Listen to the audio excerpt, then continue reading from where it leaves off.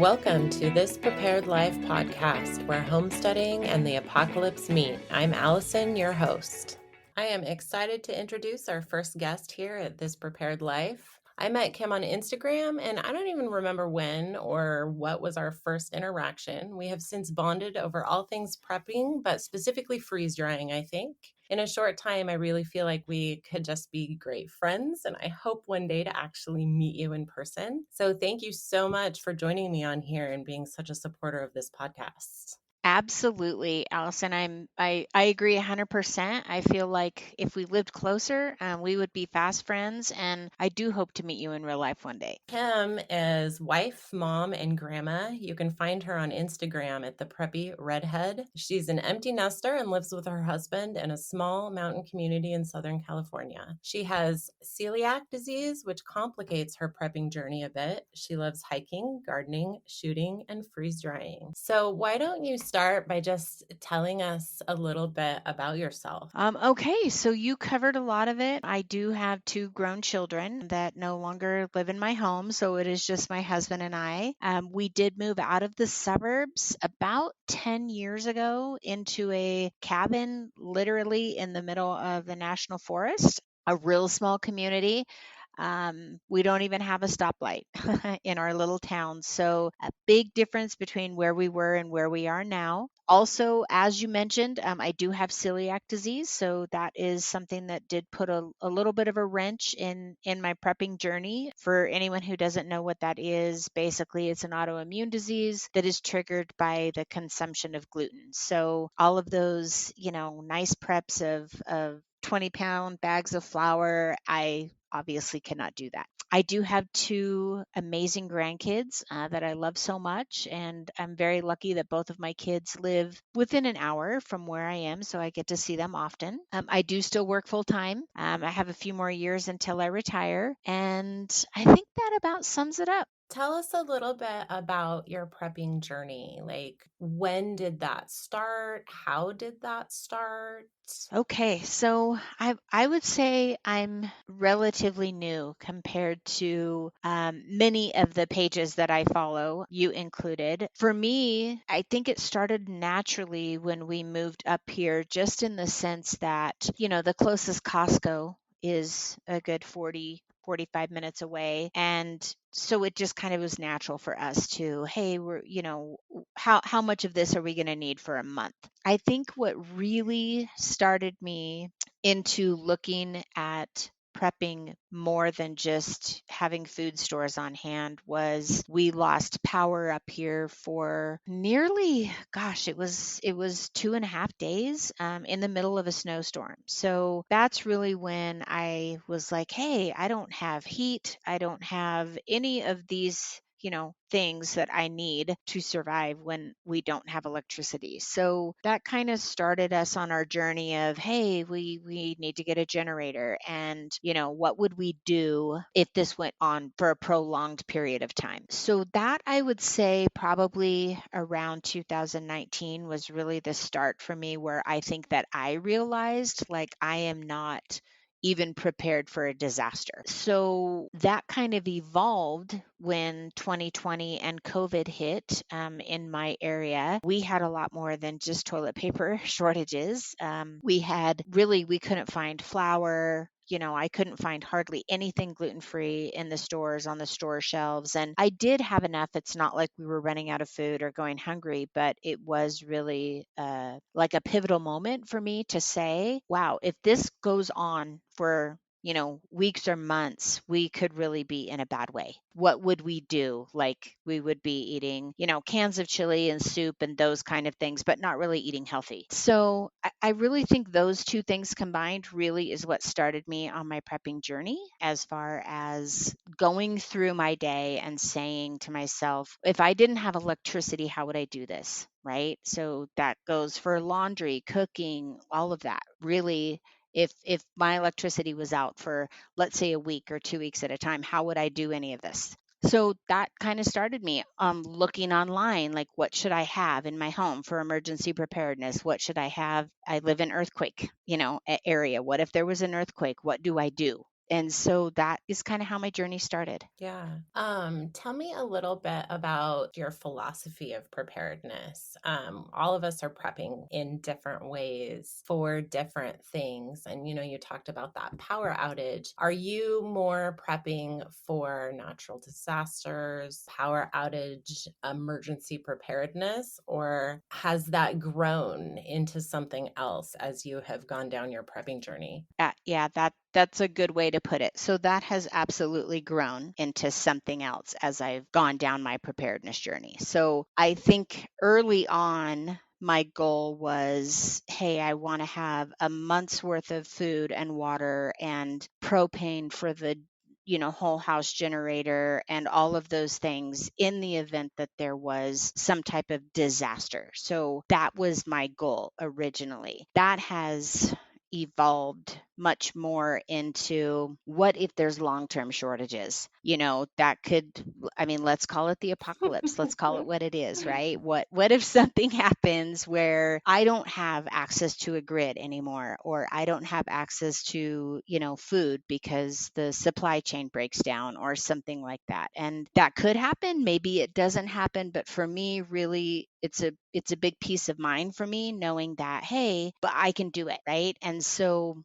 stockpiling food and water for me has evolved into, that's a really great plan, and I do have long-term food storage, but what would I do if that ran out? So this year was really, I would say, my first year in getting serious about, let's see if I can grow food from these stores of heirloom seeds that I have, right? So this was my first attempt at a garden. Like, what would happen if I did run out of all of the food that I have? Could I grow more food and replenish that? So to answer your question, it absolutely has evolved into more of a panicked approach to, I'm not prepared to get through a disaster, to making strides and steps and a plan to be more self-sufficient. That is awesome. I heard you say panic driven. How did you in the beginning? Because so many of us start prepping from a place of fear. It's like, oh no, what am I going to do? What if, what if? How did you transition from prepping from that panic driven state into a more organized approach where you have a plan and goals? Yeah, that's such a good question because I mean, it's kind of like embarrassing to think about this now, but I probably shouldn't be embarrassed because I would bet that a lot of preppers started out this way, in that my first attempt was like, okay, 50 pounds of beans, 50 pounds of rice, put them in the Mylar, put them in the 5-gallon buckets, put them in the basement, right? Hmm. And so I think a lot of people do that. Now, if I had that to do over, I would change that up a little bit, obviously. So could my family survive on beans and rice? Yes, we could survive, but I really don't look at this as a attempt in survival. I really want to get as close to continuing in the lifestyle that I have as I can. So, in the beginning, you said that we kind of bonded over freeze drying. So, I think this is a good time for me to mention that is that, when I started looking at long term food, found that because I have celiac disease, a lot of freeze dried food has wheat in it, which is gluten, which would make me very, very sick. And I don't want to, that's just not how I want to survive. So, we did buy a freeze dryer. And so now my approach really is, if I'm cooking, for my husband and I, we make extra. So we freeze dry leftovers. And so I have 3 layers in my pantry. So I have my pantry in my kitchen, which is basically anything that I buy at the grocery store that we're going to use like this week. That includes what's in the refrigerator, right? Like, we're going to have chicken for dinner tonight, so there's chicken in there. Then I have the expanded pantry, which is really probably 2 or 3 months worth of, okay, there's a big sale on, let's say, I'll throw out there gluten-free pasta or something that my husband loves. And so I'll buy that and stick that in there. And that's really kind of dry goods and things that we most likely would consume like in this Hmm. season, right? So if it's summer, things that we would consume consume in the summer. And then I have a long-term foods layer, which is really the food that I freeze dry, that goes into Mylar, that would be for long-term food storage, that we pack up and put away. I love, love, love the concept of food layers. And I know a lot of people do their preps in that way, where you have that kitchen pantry and then you have that second, just middle layer, and then that long term storage layer. And my layers are the same. I do the same system. So tell me what your organization looks like of that. I know you're in a small cabin. So I don't know, your square footage, what your space looks like, but I'm assuming you don't just have endless space to store all this. I do not. You're absolutely correct. So, one thing I will say about our cabin was when we moved here, I was not in this mindset. So Allison, I'm going to go backwards just a tiny bit. So one thing about this cabin when we moved here is it was, an old cabin in the middle of the woods, very chopped up. It had a kitchen, had another room, with the dining room table, another room with the living room, and then the 3 bedrooms and 3 bathrooms. And so, me not, realizing like this is where you're going to be 10 years from now, I said, let's knock all the walls down and take all the closets out and make it open concept. We removed a wood burning stove, which I could kick myself now for doing that, because I don't have any interior walls really to put that on. But we built a little apartment above the garage. So we added a garage to the property and built a little apartment. I'm so thankful for that because that really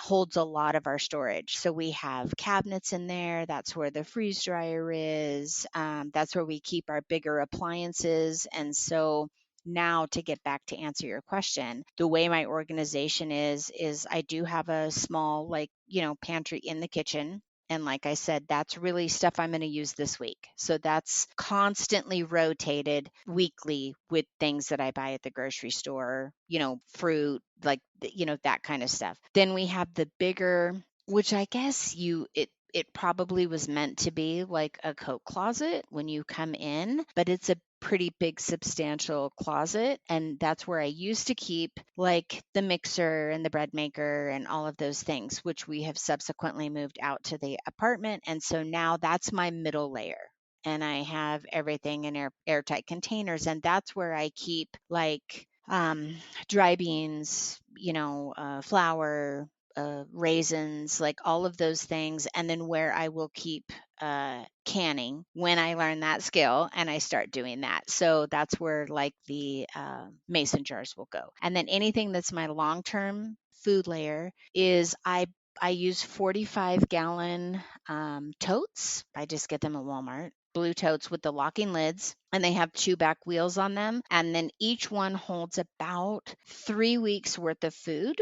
And that would be a breakfast and then like a lunch or dinner. And so what I do with that is I load that as if I pulled one of those out, that would be basically our breakfast and lunches and dinners for like the next 3 weeks. So it's got a good variety in each one. I don't personally pack like all of my freeze dried vegetables in one, all of my freeze dried fruits in another. I don't do that. I think in terms of meals. So hey, this one has 2 bags of vegetables and 10 pounds of beef and 7 pounds of chicken. And, so it's a variety. And then I label the outside of them and then I stack them and then those go in the basement. What does your rotation plan look like? And is that even something you do? Some people rotate their long-term storage and some people don't.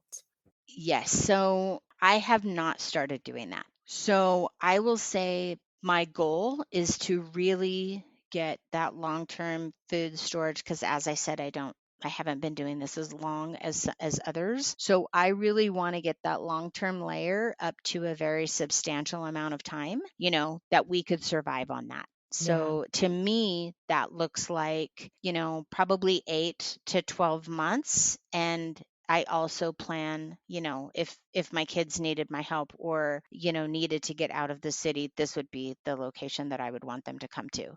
So, my plan is to have quite a bit in that layer. So right now we do not rotate through that just because the shelf life is so long on freeze dried food.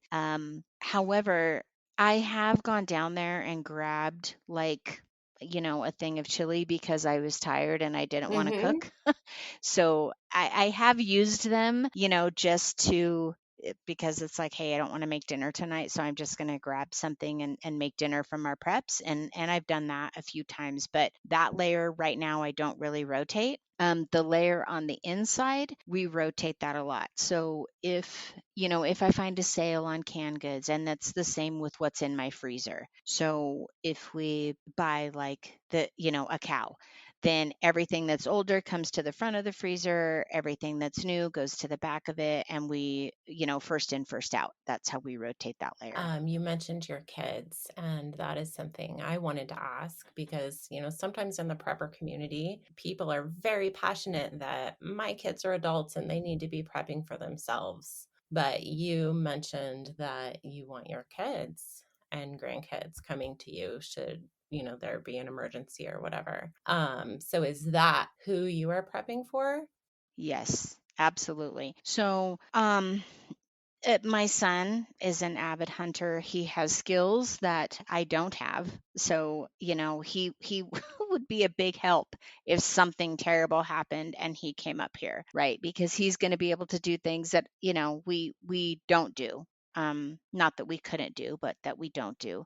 But that is absolutely 100%. And I have heard people say that, and to each their own, but to me, like, they're always going to be my kids. I don't care if Yeah. they're, 5 or 35. I'm would never turn them away, and I would expect them to come up here, to get out of the city, and I would want to have provisions for them as Yeah, well. I feel the same way. So, like, these are Mm. my kids and they will Yeah. come. They just have to get Mhm. themselves here. So, Yes, um, that's exactly it. It's like if you have to walk, you walk, yeah, yeah. but What inspires you on your prepping or homesteading journey? I think for me right now, I would say learning new skills. So I mentioned earlier that this really is the first year. I mean, we planted some fruit trees. I had berries and things like that growing, throughout my yard. But this is really the first year that I was really intentional, like, hey, I'm going to take these heirloom seeds and I'm going to start them inside, and I'm going to baby them, and then I'm going to transplant them and grow food from them. So this was a real learning process for me because it's not easy. I have an extremely short growing season.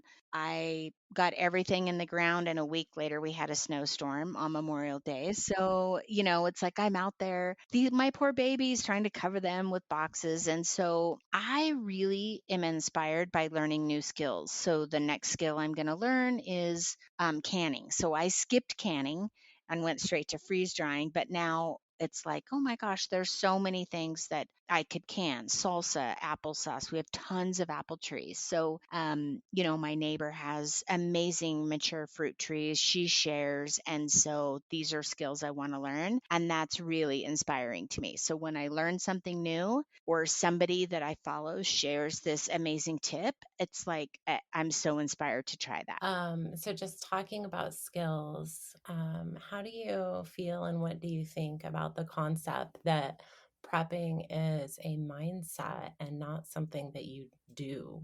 Yeah, I think that. I think that the term prepper brings an image to somebody that isn't living that lifestyle of, somebody that's building an underground bunker and wears a tinfoil hat, as people have said. And that's really not it, right? It's really, to me, going back to like a simpler life. How can I grow things? How can I preserve things? How can I provide for my family? And then constantly thinking about what new skill, Mhm. could I learn, and what do I want to learn. And so I really like that it has become a lifestyle to me. It's very calming. I think it's the opposite of panic now, Mm. where I think that a lot of people think that, oh, you're prepping because you think that the end of the world is going to happen and all of that. And that's really not it for me anymore. It's really kind of a sense of control and a sense of feeling like, if something happens, I have a plan B. Yeah, that is great. I love that. As you think back on your journey of prepping, what is something that you have done that just worked really well for you? Um, so I think making the decision to buy the freeze dryer for me was a really good decision. I'm not one, I don't have 20 acres of land.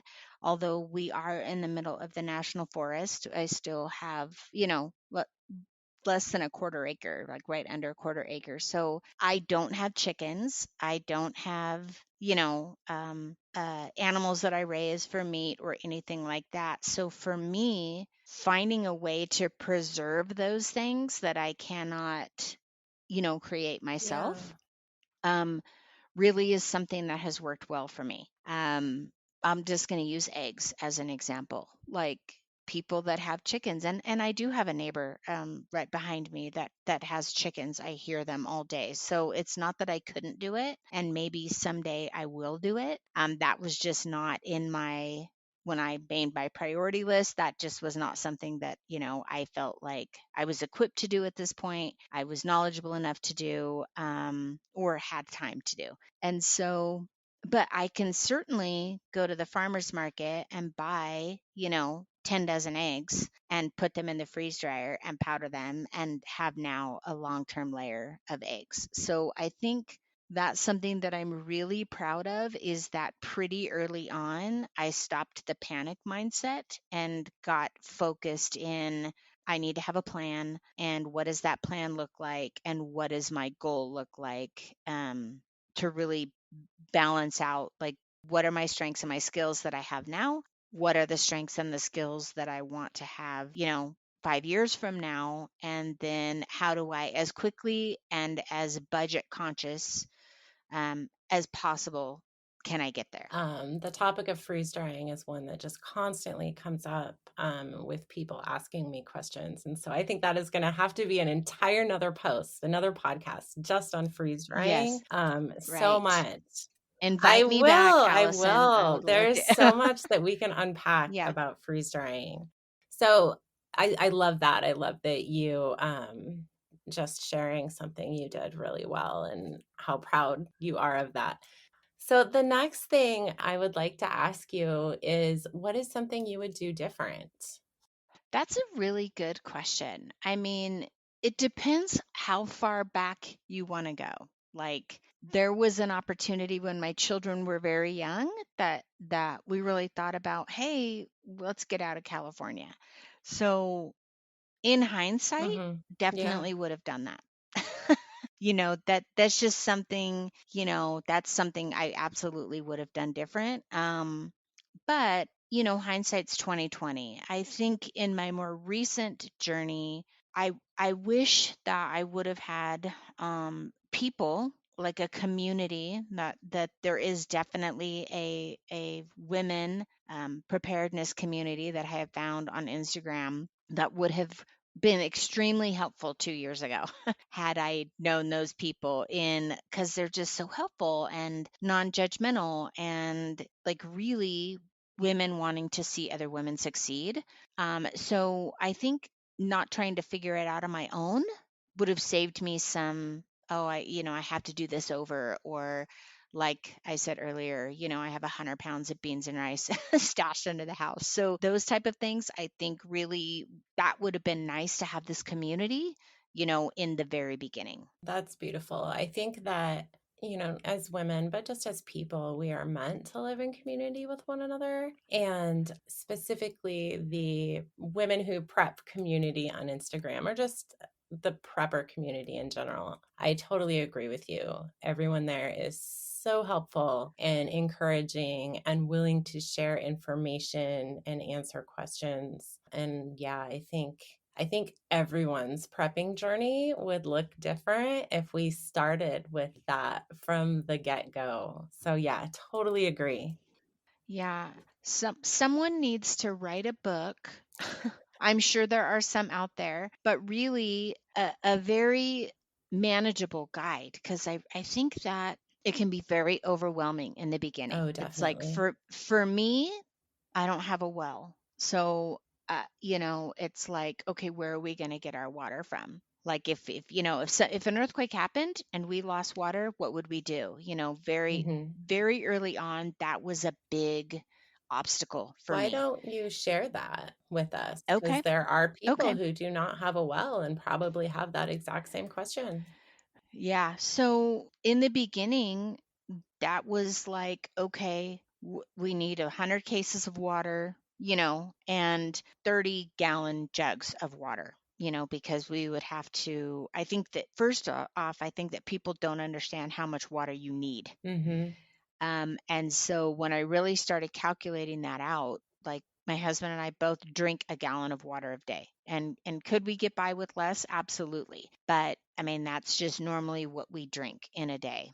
And then, what about to brush your teeth? And what about even if you're not going to wash your hair every day? Like, how often are you going to shower? And then how do you clean your dishes? And how it just started, compounding. And I'm like, oh my gosh, we would run out of water in like a week, where in my head I thought, oh my goodness, we have all of this water, like we're good for a month, and really we weren't. And so that for me was an obstacle. It's like, okay, how do we fix that? Like, how do we get past that? We don't have a well.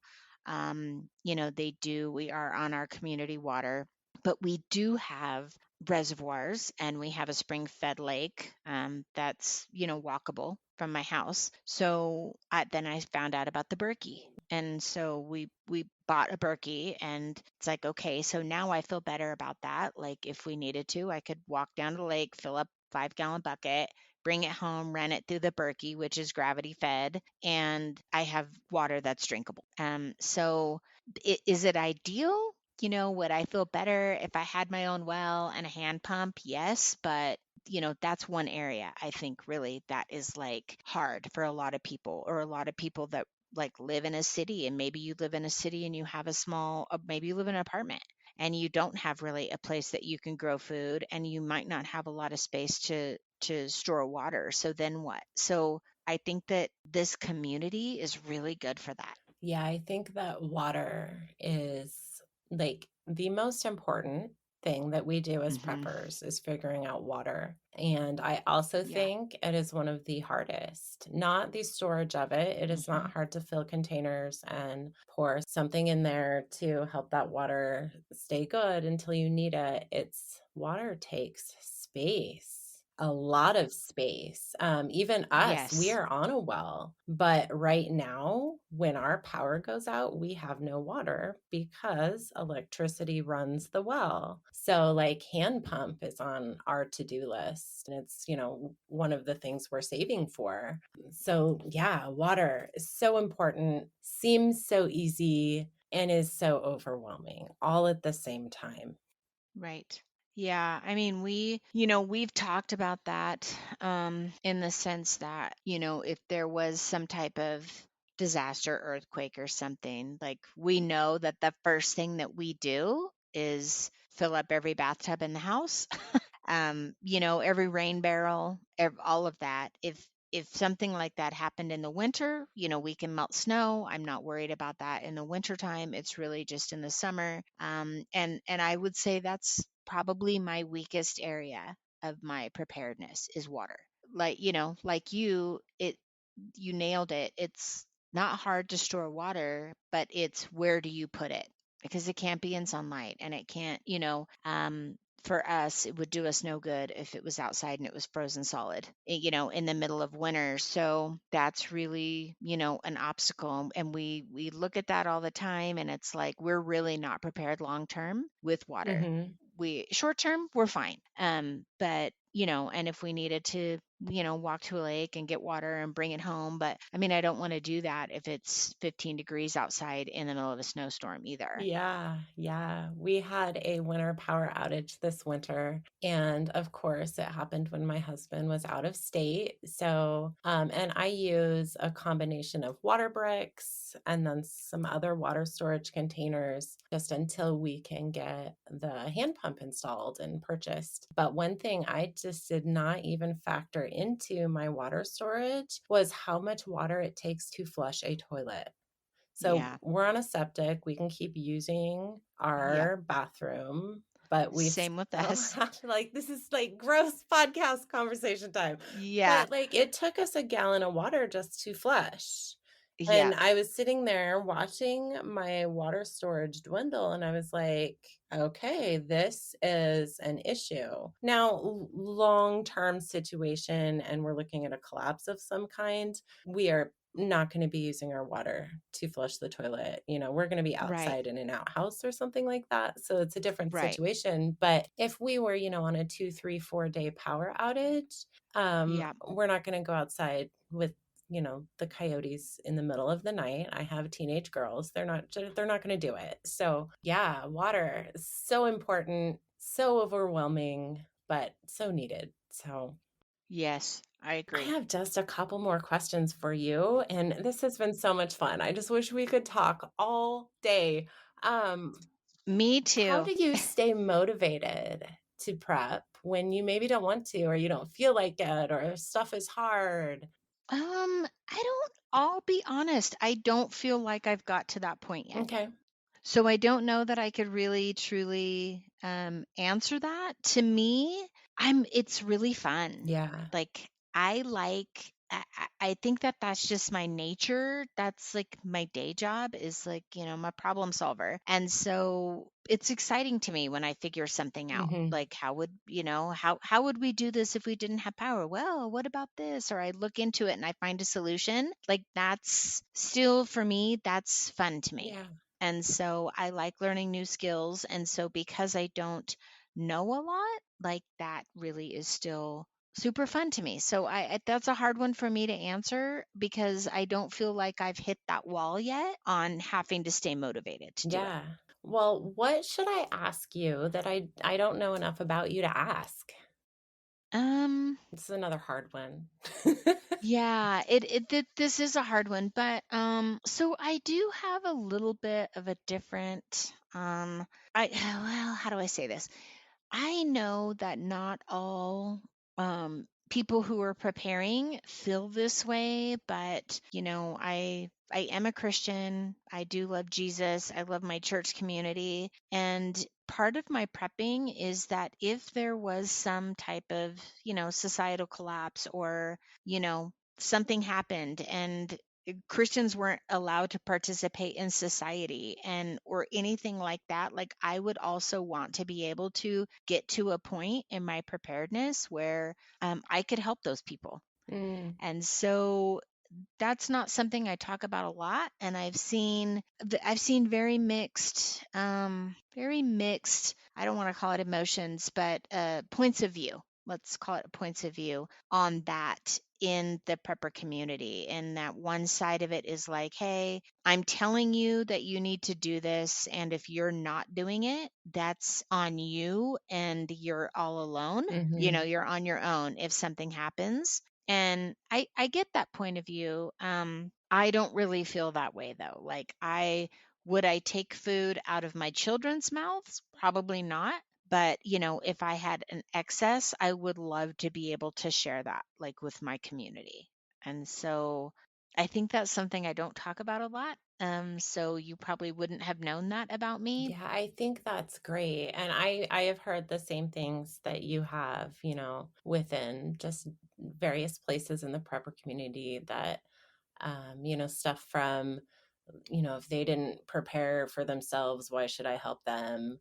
But I have also heard the flip side, and you are not alone in that. I think the same. There's a couple other people I know who, very much think the same. And yeah, I think, one, having items in our prep that we can barter. but two, having items in our preps for charity. Yes. And yes, I agree with you. I'm not going to take the food out of my children's mouth to feed someone else, which that is where this line gets slippery. It's the concept of, okay, so I can feed my family for this long, but if I give food to this many people, now we only have food for this much. Right. Where is that line? But I think that's something everyone just has to figure Yeah. out for themselves. I was asked a question once, well, when does it stop? Like Mhm. when do you stop? When is enough enough? And I think that that aligns beautifully with this concept in that maybe I don't ever stop, right? And so it would be nice to, if I had 2 years worth of food, freeze-dried food, and I want to give it to campers that are coming through, the Pacific Crest Trail one year or something like that, like charity, right? And I think that you said that beautifully, and I probably will repeat your words because I love that, right? It's like prepping to barter. That's another thing we didn't talk about, but I think that's super important. Is I don't have animals. I don't have, a solution for meat after my long-term stores run out, but I have things that I could trade for that, right? And so that's super important, and maybe that's another whole podcast, I don't know. And then and then Everything's charity. another I podcast. know. It's true.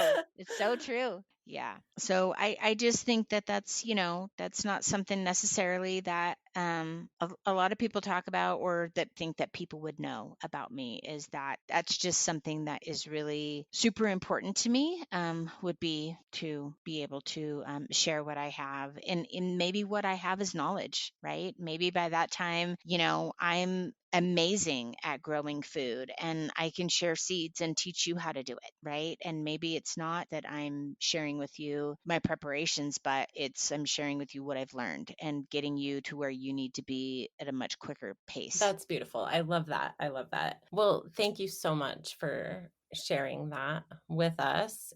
Before we close out, is there just anything else that you want us to know or want to share with women who prep or women who are thinking about prepping? No, I think just to women who are thinking about it, I think that it's just such a privilege to be able to do this for your family. So Allison, you have a phrase that I've told you many times, like I love it. I know it's your coined phrase, but I use it all the time, and that is that you're the keeper of the food. And I just think that that is it's such a privilege to be able to do that. And like, I feel super blessed to be able to make preparations for my family and know that if there was an emergency, that I've done something that will benefit them. And I just think that's good. And I think that that's the place that women should be coming from, and don't do what I did and don't come from a place of panic in the beginning. Like, make your plan and just take it slow and steady. I love what you said about that. You are blessed to get to do this for your family because we get to do this. We don't have to do this. We aren't forced to do this. We get to. And I think that is beautiful. And I think that we can have a lot of joy in that, in being keepers of the food from whether that's growing it to canning it to cooking it to eating it. And that's beautiful. So, well, thank you so much for sharing your story and your journey. And this was so much more than I could have imagined. And I cannot wait to just do it again. Like, this is great. Yeah, and I want to thank you. I feel extremely honored that you asked me to be a guest, and more important than that, I cannot wait to see who your other guests are going to be. And this will absolutely be a regular rotation podcast for me. So I'm super Awesome. excited for you and for all the women that will benefit from this. Well, thank you so much. And listeners, I hope that you enjoyed Kim's story today and that was inspiring to you, that it was encouraging to you in your journey. I will post a link to this episode on Instagram. Feel free to go there to the comments. And if you have any specific questions for Kim, you can post them there. And you can also follow Kim on Instagram at _preppy redhead. Thanks for listening today. And until next time, remember, every little thing matters, and a goal without a plan is just a wish. If you have any questions, feel free and find me on Instagram at This Prepared Life. You can also visit thispreparedlife.blogspot.com. If you enjoyed today's episode, I would love it if you would leave a review on Apple Podcasts.